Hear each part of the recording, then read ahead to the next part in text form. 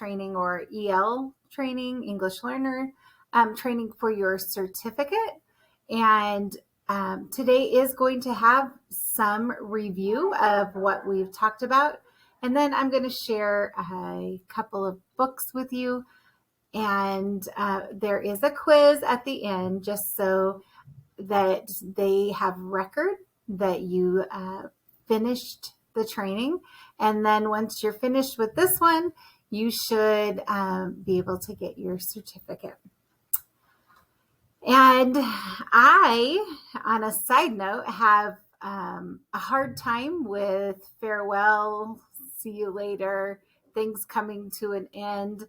Anytime I'm working on a project or something, I am that person who, not because I couldn't do it earlier, I just don't want it to be finished for some reason. Very strange, I know. So ending this part of training for you all is kind of bittersweet for me. I have loved coming out to the buildings and getting to meet some of you, get some feedback from you, and see what you do in working with our students. So the work of a culturally proficient educator is never finished. It continues as we build a community of learners and educators that feel safe, valued, and a sense of belonging because of the relationships that are fostered within that community. Relationships are key to people feeling that they're part of something. And of course, we want every single student who walks through our door to feel safe and valued. We want our staff to feel the same way. And as we have done this work towards cultural proficiency, we aren't finished. We are constantly learning, meeting new people that may have different beliefs and values than we do. And so our work is ongoing. And I want to share with you this quote from Maya Angelou, because you know that there have been some pretty devastating and tragic things that are happening in our nation and across the world. And this quote spoke to me this week. Every person needs a place that is furnished with hope. And that's from Maya Angelou. And I just really, really want our schools to be a place of hope for our students who may come from places that are just unsafe for them. And this is the place that they come to feel that they belong and that things are going to get better. Or we have kids who hear the news, although there's certain ages that maybe we try not for them not to hear about certain things, but if they hear about something tragic that happens, it might be unsettling for them or scary. So we just want to be sure that we have a place that they can come and hope for a brighter tomorrow. And my very, very favorite quote that I probably shared with you previously is from Gandhi, and it's "Be the change you wish to see in the world." And as I was looking at this quote from Maya Angelou and thinking about things that have been happening, I'm like, I want to be that change maker, and it has to start with me. I can't look to other people and think, well, why don't they do this or that? I've got to be the first one to step outside myself and be the change that I wish to see. So I just wanted to share those with you. All right, from our last training, this is just a little review. I liked this graphic. Excuse the blurriness of the wording here. It really isn't about the words on this graphic for me. It was about the pictures and then the arrow showing that it's a continuum. We all are not here at cultural proficiency. I'm not at cultural proficiency because, as I said, we are just constantly learning and adding to our repertoire. And so I believe that a lot of us probably are in this area here between cultural sensitivity and competency. I shared with you previously that I used to say, oh, well, I don't see color. I just love all my students. And then I learned that that isn't quite the way that we need to see things. Of course, we need to see more of who our student is beyond just surface. We need to find out about their background, their beliefs, their funds of knowledge. And so, as to not assume that everybody's the same. And again, this arrow, it goes back and forth, and hopefully none of us are down here in the cultural destructiveness. I would venture to say that we're not. And I would venture to say that many are not here either. But this continuum kind of goes back and forth as we continue to learn. And I know as educators in this field, no matter what capacity, most people are lifelong learners. And that's one of the reasons they like what they do, because they can continue to learn.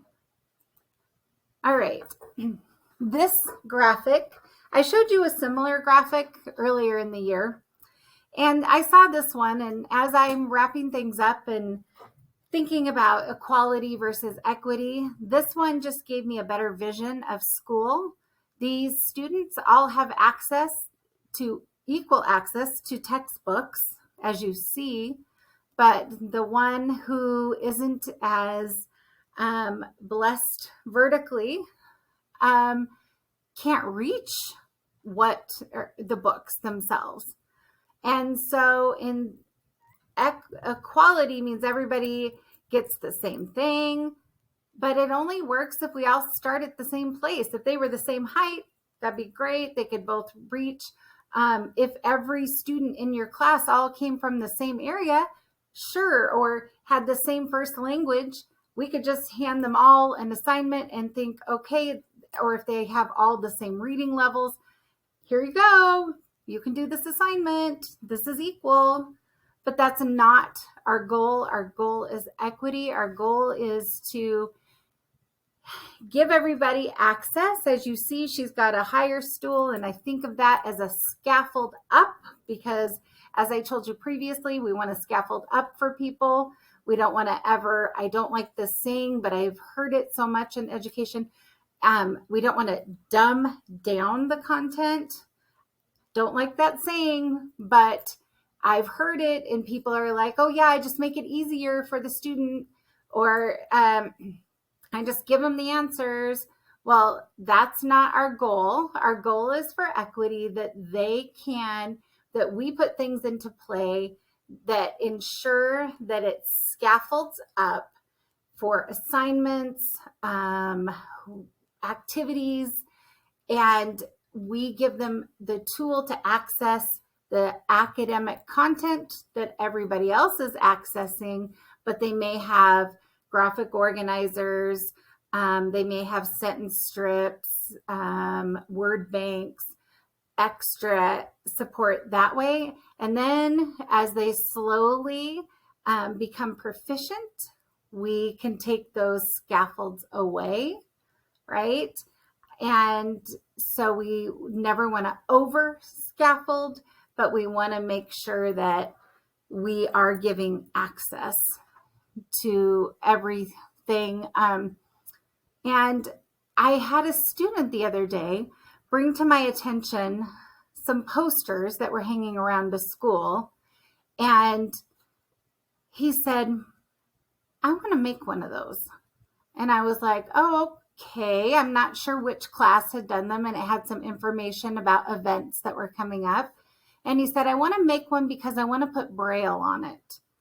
And I was like, oh, I said, so do you know Braille? And he said to me, yes, I do. And my friend does.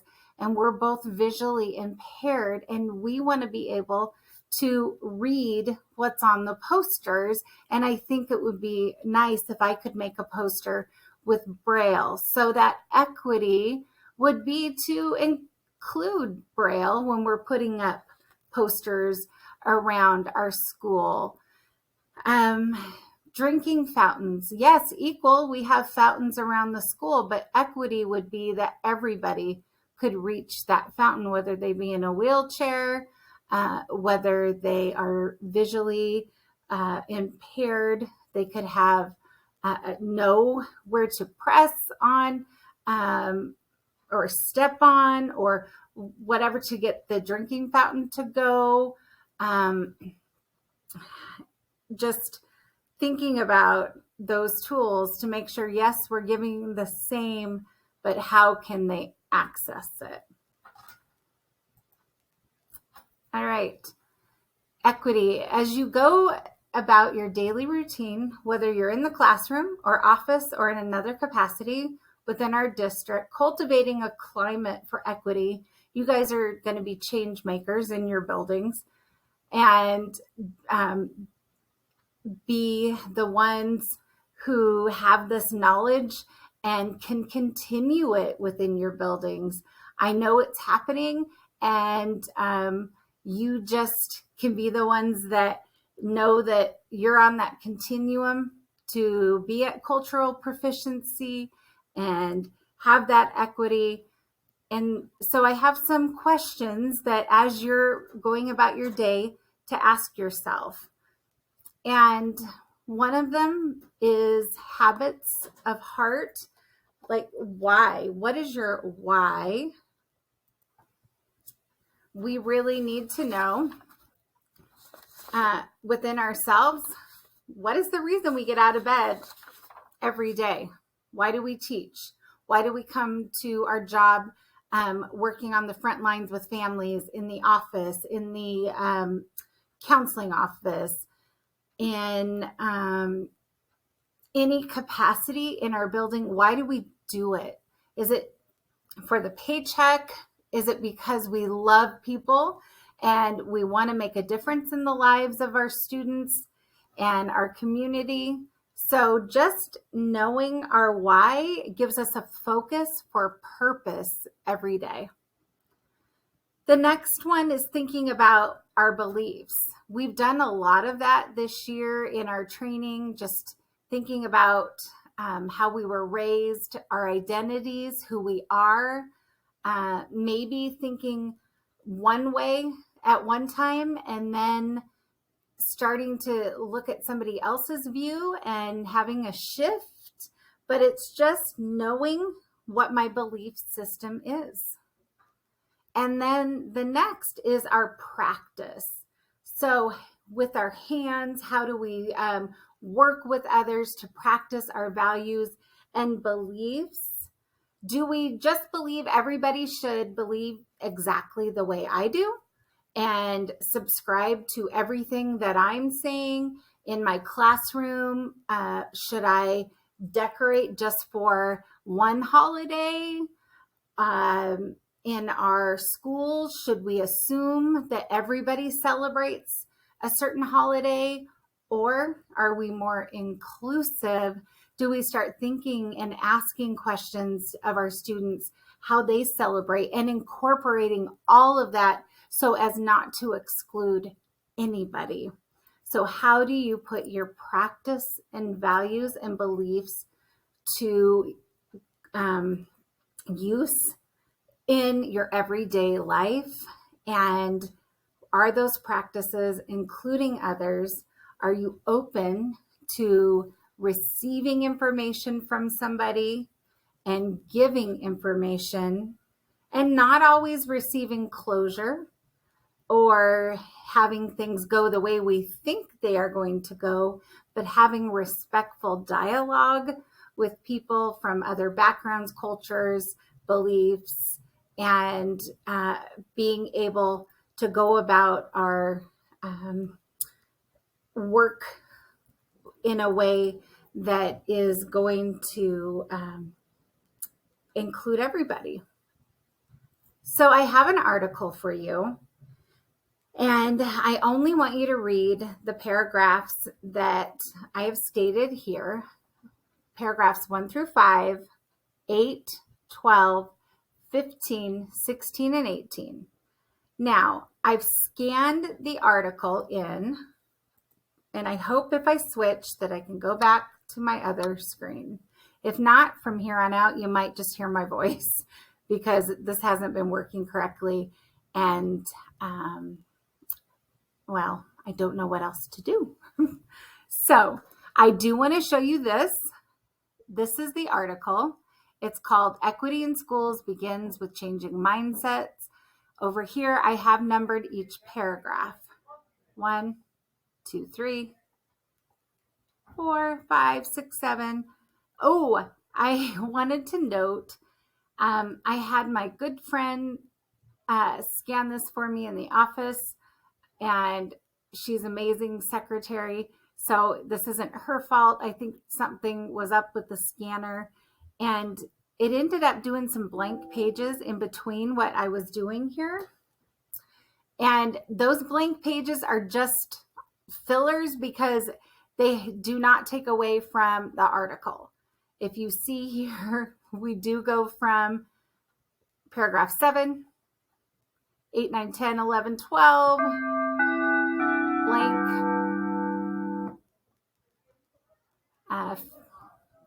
blank again, but the whole article is here.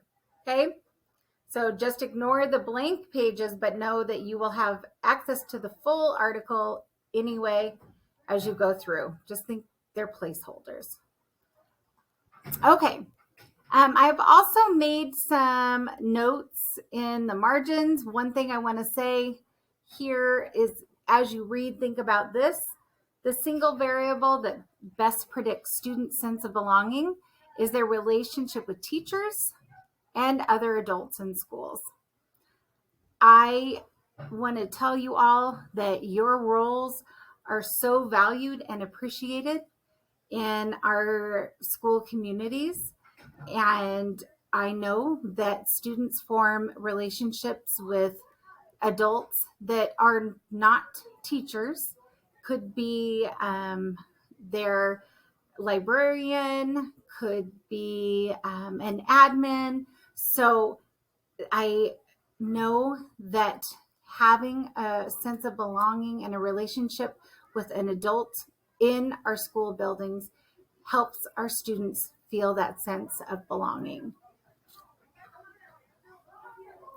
Okay, so you're going to read through those paragraphs and just know that there is a quiz at the end so that they have record of who's taken the training. And I am getting the questions from the paragraphs that you've read. Okay. All right. Now you're just going to hear me because for some reason this does not switch back.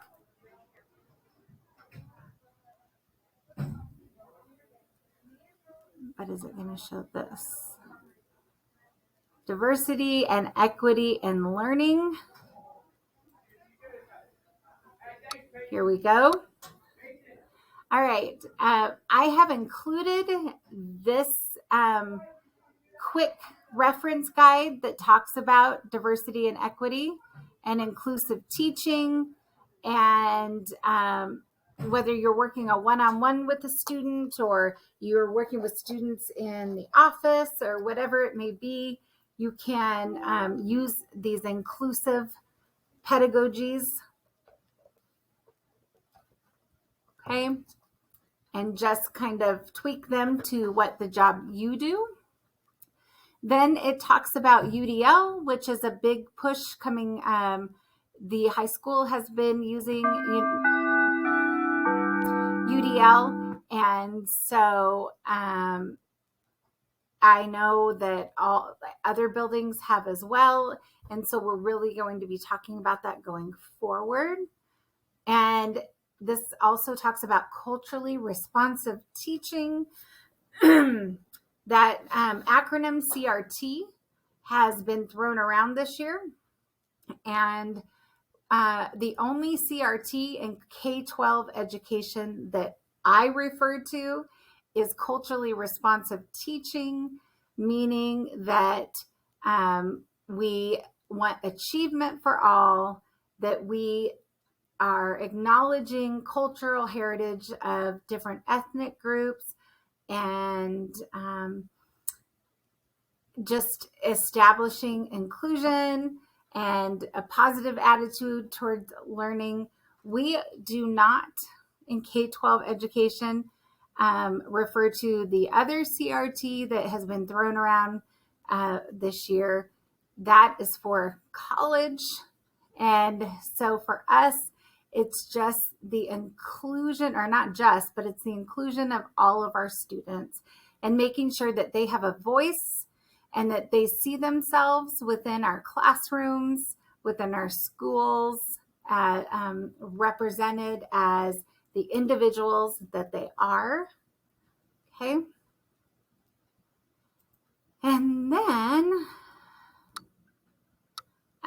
to go further with our CRT, culturally responsive teaching, this just goes into a little bit more. How do we do it? We learn about individual cultures, no matter who it is. We use student-centered stories and ask for feedback from families. And the goal is to create compelling learning experiences through which learners are able to maintain their integrity as they attain relevant educational success. Okay. And the next slide is mirrors and windows. The study of text that reflects students' identities, experiences, and motivations. That would be the mirrors, and also provides insight into the identities, experiences, and motivations of others. That's the windows, and can move students towards more nuanced perceptions of the world around them. And so I found this picture. I really loved it. I love the vision of the mirror here. Maybe they're from a village, and then the window looking out into the world, into the beautiful green area and what's beyond. I've shown you this graphic, and I'm showing you this again today because in 2018, this is what books for kids look like, and it did not represent everybody. And so I wanted to show you again that this is where we were in 2018. This explains more about taking action, about more diverse children's books, bringing those books to your classrooms, your libraries, your book fairs, so children can choose books that they can see themselves within. And then this is a 2020 representation of students. So if we look, really, there hasn't been a lot of change. We went from 10% of African American students to 12, 6% Latinx, 5% in 2018.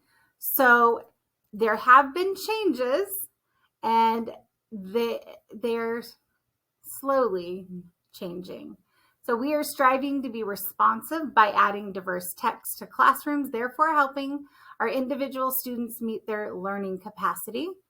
As stated by Zaretta Hammond in the book Culturally Responsive Teaching in the Brain, each student needs to see themselves represented in text and needs to also see themselves not represented in text to become more aware and competent learners.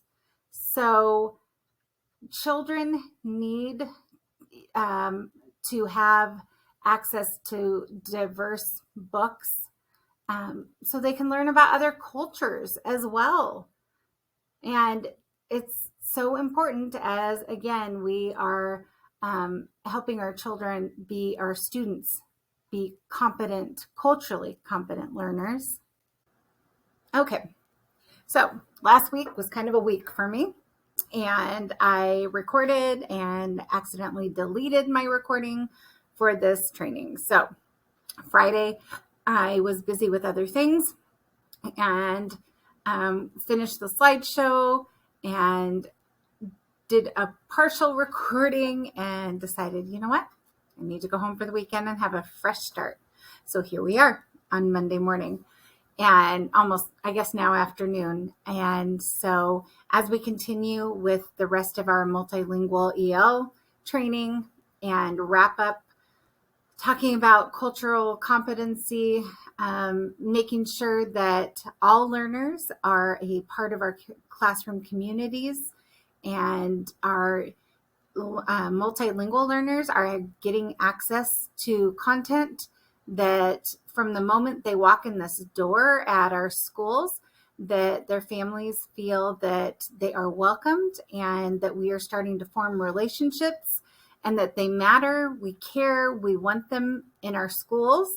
And as in the classroom, if you're working one-on-one with students, that we are making sure that they have the scaffolds and strategies to access content. And part of being welcomed, I believe, in a community is to have many different books that have many different cultures and stories and ideas that can be shared and students can learn and students can see themselves within. So as you are choosing books for kids, I found these questions on a site about libraries. And these are 3 questions that are always good to consider when you are choosing content for kids. Do they need to see it?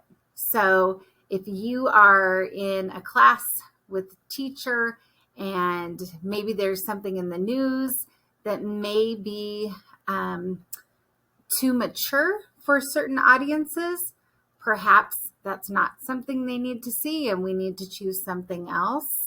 Or perhaps you have a student with a high lexile level, meaning they're reading at a high level, but let's say they're 10 and 11 years old and they're 5th grade, but they're reading at an 8th grade level. Sometimes content is too mature.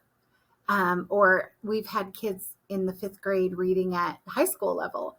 And some books that are okay and appropriate for high school teenage kids are not appropriate for our younger kids. So just asking, do they need to see it? Is this appropriate for them? 2, is it important to their understanding of the world that they view?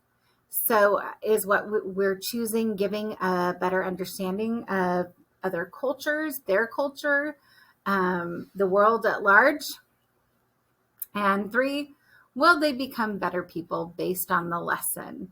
So could they take whatever's within the story and make changes to the world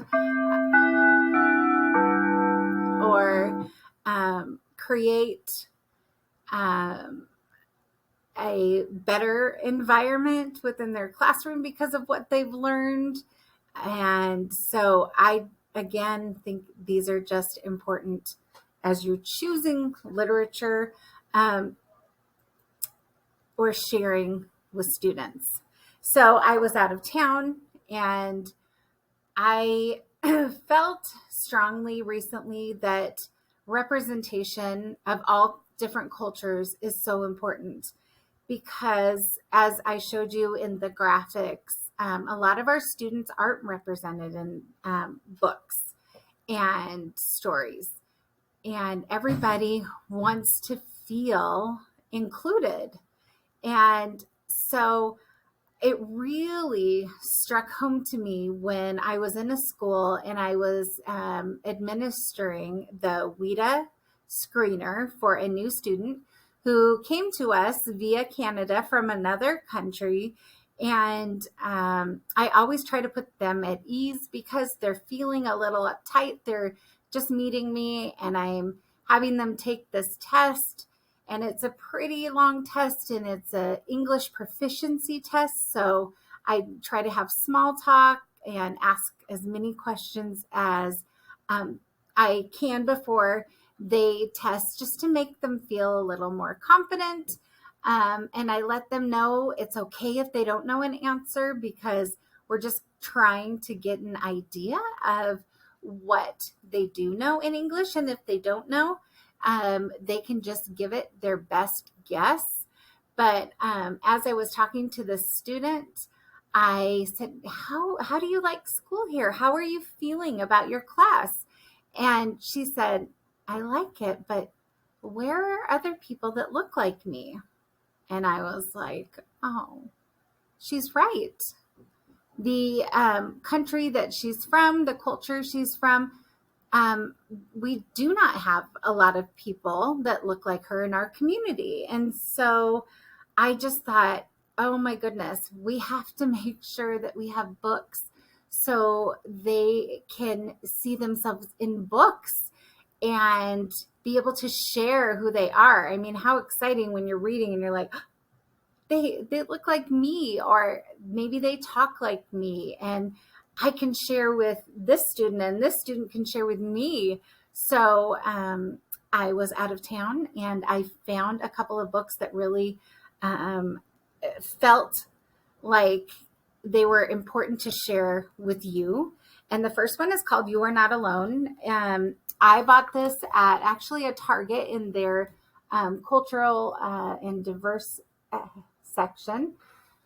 However, you can get it on Amazon, and I have put the link here. You can click this, it will take you to the link, and it is actually cheaper on Amazon. It is by Alphabet Rockers, and this book is a celebration of diversity, and I hope that you just like the message and understand the importance of students and uh, even adults seeing themselves. All right. You Are Not Alone by Alphabet Rockers.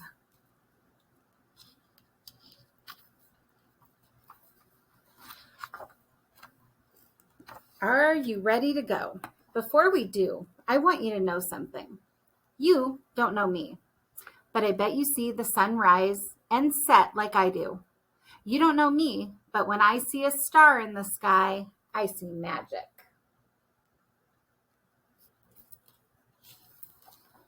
You don't know me, but I wonder if you look at your skin the way I look at mine. You don't know me, but I need you to know that I don't always feel safe here. And I don't know you, but I hope you never have to feel that way.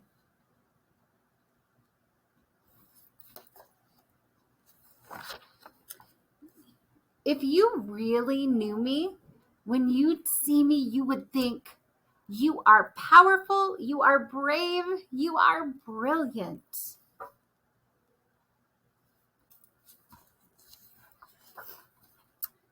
But you don't know me yet, so I can only imagine what you think by looking at me. Today, I want you to see me. Are you ready now? Let's go. You are not alone. I'm ready.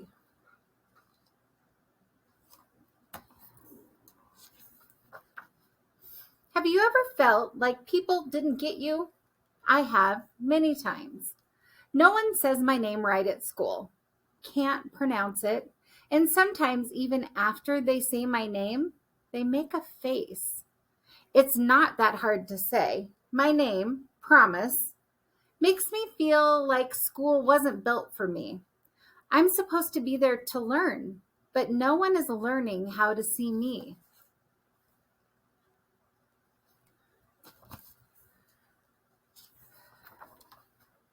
except for my friend. He always gets my name right. He even corrects people when they get it wrong. That makes me feel safe. At home, like I belong. Bet you could work at it too. You are not alone. I got you. Whoop. Let's take a deep breath. I need one. Maybe one more. Have you ever felt like you couldn't share your real feelings? I need you to know that we all have big feelings. Even me. We're all going through something at some time or another. So there's a lot of reasons why our feelings get so big, right? The thing is, I don't always feel safe to share my feelings, and I got to feel them.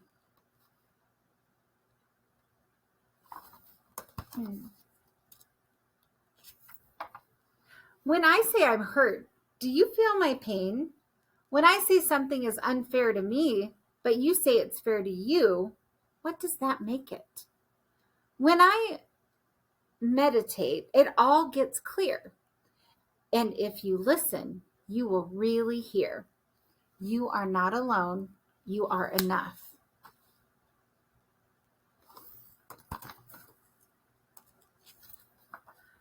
Did you hear that? Yeah, that's my song. I made it. I am my destiny, connecting history, cultures, languages, and family in every remix. See, I'm a DJ. I'm making music that sends a signal to kids everywhere that there's no limit to being you. You are so many things. I am so many things. We're all stardust, and this is our sky. Our song, our world. Do you hear it? Do you feel me? You are not alone. I hear you.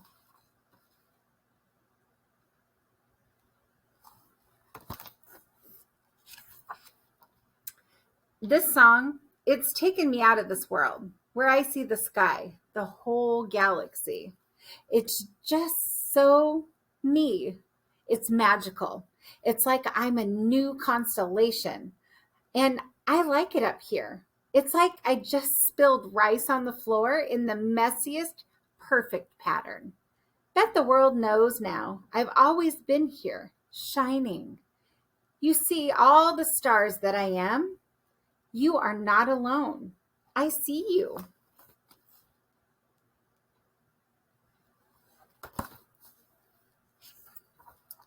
When I look up at the sky, I see my people. I am larger than this page, than this land, than even words.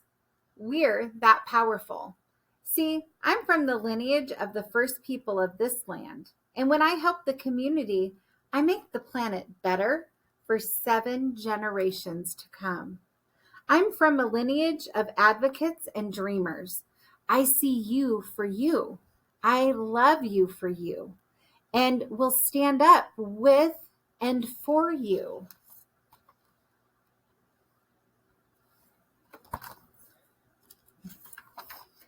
We've seen the statues crumble. That's a start. So I'll tell you this. I want you to know my story. People and history books have tried to share it for me, but share my story. That way, history won't erase my story. Know that I don't want to do this alone. I want you to stand up with me. Can I trust that you will remember you are on my community's land? You're not alone. I'll stand up with you. I will remember.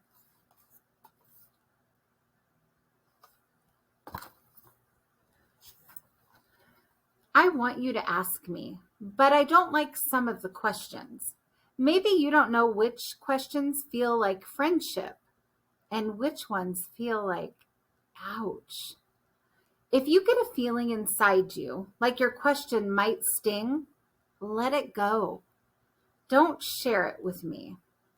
Not all thoughts need to become words in this world. I have a friend who loves me for me, doesn't ask about my body parts, but does want to know what it is like being non binary.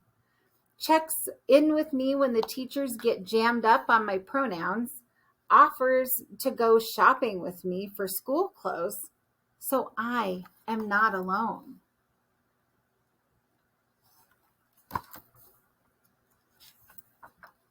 My friend holds my truth and stands up with me. They're cool with me being me, exactly who I am in all the ways. Can you get on board with us for the ride? You are not alone. I'll go with you. And I like the representation of all different kids.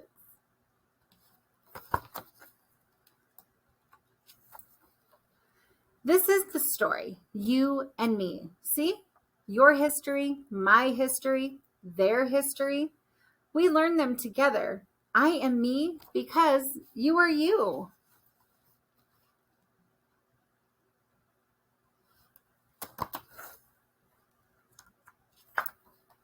Your story matters. And you know what?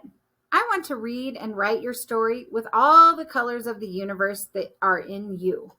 So I need to hear you, your ideas, what you see in the world that echoes your brave heart.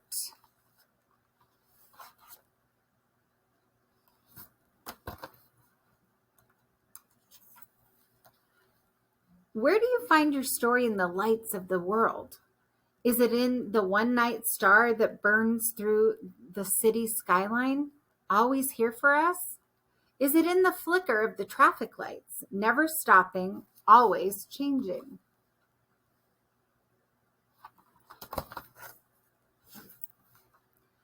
Is it in the sunlight that blocks everything out when it bounces off yesterday's puddle and pools in our eyes? If what you see first is a rainbow, I hope I can be in the colors with you. I hope you always know you are not alone.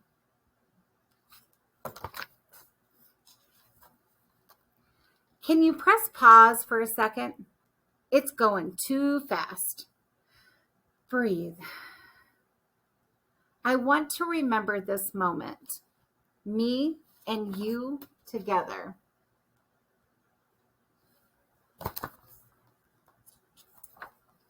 Believing, wishing, listening.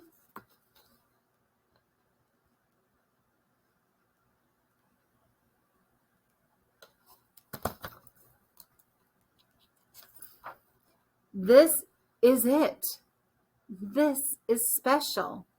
We are not alone. Can this be the rest of the story?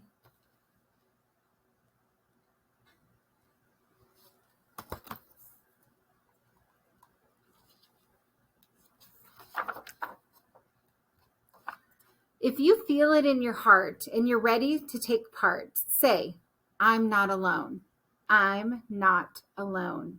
If you feel it in your soul and you're ready to roll, say, you're not alone. You're not alone. If you feel it in your gut and when you're ready to step up, say, we're not alone. We're not alone. I'm not alone. You're not alone. We're not alone. You are not alone.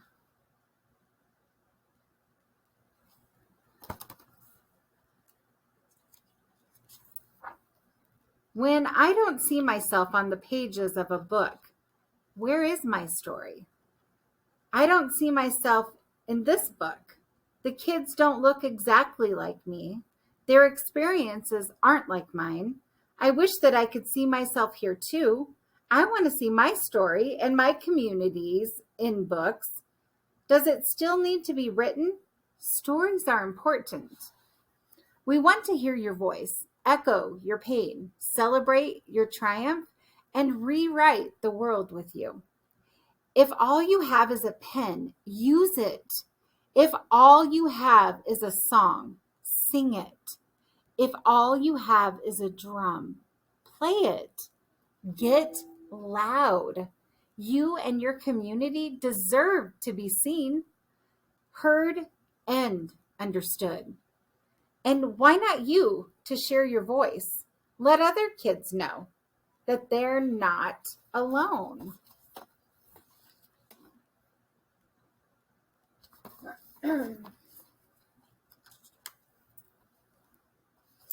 The end.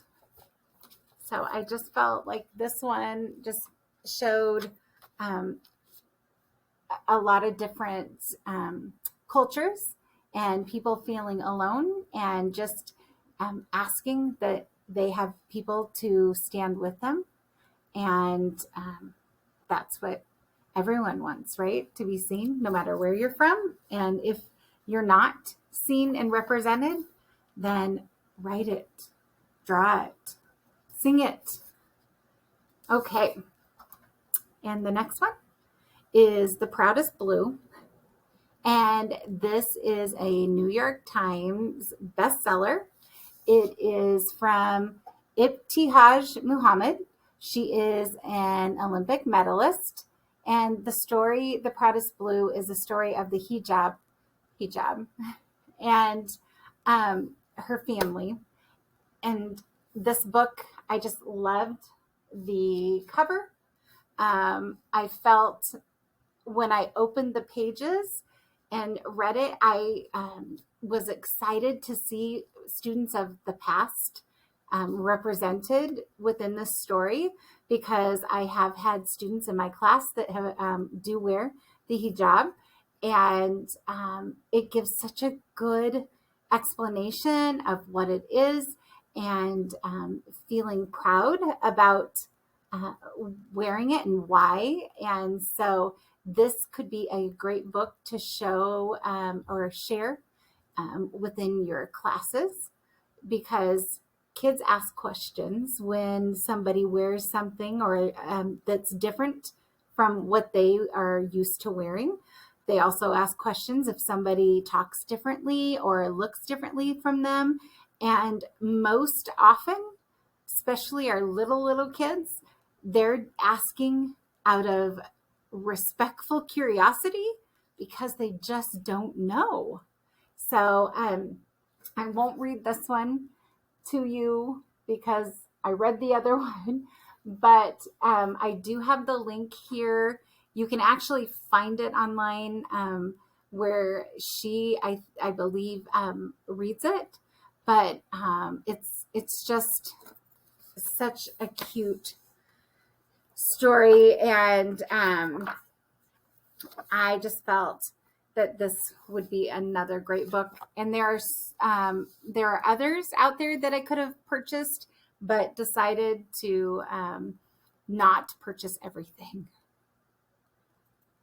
Okay, and I'll move this. Oh, what happened?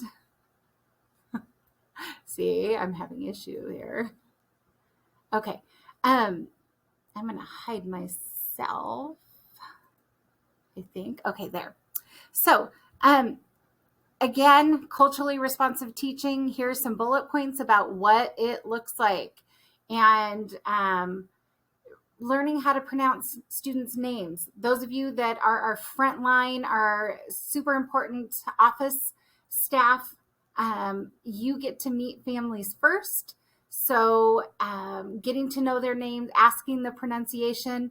I use Google often to look up pronunciations of things. That would be a good tool to use so that you can speak to the family. The other thing is value and respect a student's native language, the family's native language. We do try to have translators available, but if not, please open up the Google Translate app, and there is a way to have conversations with people. It's not as personal as having a translator. However, it does show that, you know what, they care about me. They're going to make that effort. So that's important. Use language and content objectives. That's within the classroom. Display student work on the walls. Like, let's showcase all students, right? No matter what. Include opportunities for students to share stories and their families to share their stories. So have families sign up to come in and tell their favorite story from childhood or favorite story that they share with their children. Let students work in cooperative groups. Most students will find that working with others is valuable and important to the learning, as long as we help give them scaffolds and supports so they can be productive within those groups. Allow for use of bilingual resources. I've said this before, but I do want to reiterate that if a student is speaking in their home language, um, it's okay that they are doing that, because um, they are making sense of what is going on around them. And most times, I would venture to say students are using their home language as a tool, because we know translanguaging happens where a student might be introduced to English, but yet they'll translate it into their home language in order to make sense of it in their native language. And so, super important. But the one thing to I caution you is, please don't translate everything for your students if you're working with our multilingual students. We might do that in the beginning when we have newcomers, but after a while, we're actually creating a roadblock for them if we're translating everything into their home language as time goes on, because then they're just not learning English language as well. So we want them to hold on to their home language and have that as their background that they use. And as in the beginning, translating is okay. But once a student's been here for a while, then we want to offer other supports and not translate everything for them, because we are putting hurdles in their way. Again, scaffolding, I've already said that. And then I just thought this was really cool over here. Our students are our main reason for our framework of being culturally responsive. They're the trunk of the tree. They're the strength. They're the reason for all of these things that we do. And so I'll let you read through those. But again, having a welcoming and affirming environment for all kids. Okay, so this is me trying to finish up this presentation for you. And I did want to add this here at the end with my phone number and my email in case you need to get a hold of me for any reason at all or have any questions. I am here to answer or be of help where I can be. And I just want to thank you again for your time. And here is the caveat to me recording over days is, I don't remember if I told you this, but even if I did, I want you all to know that I appreciate you and the jobs that you do at your buildings. You are an invaluable part of our community, our schools, the kids I know appreciate you, even if they don't say it. And we adults appreciate you so much. And I just want you to feel that you are safe and valued when you come into our schools. So please reach out to me. I definitely will be here for you. And I put a little song here. I do not own any rights to it. So if you would like to listen to this song, you can. But I just felt like, you know what? I want to let them know that they have a friend in me, even if I haven't personally come and to meet you at your building. Just know that I am an advocate for you as you advocate for our students. Okay. And the very last thing, I put a works cited here. I tried to cite the books that are included and the article and the song from Toy Story, because as again, I don't own the rights or the copyright to that, and some other information that I used in here. So I just wanted to give you that. And I've added to the slides the site that you can go to listen to Ibtihaj Muhammad read to you. And then I've added the song here that you can go and you can listen to the song for You Are Not Alone. So with that, I wish you all the best summer ever. And hopefully you can take some time and recuperate and get rejuvenated for the next school year. Take care.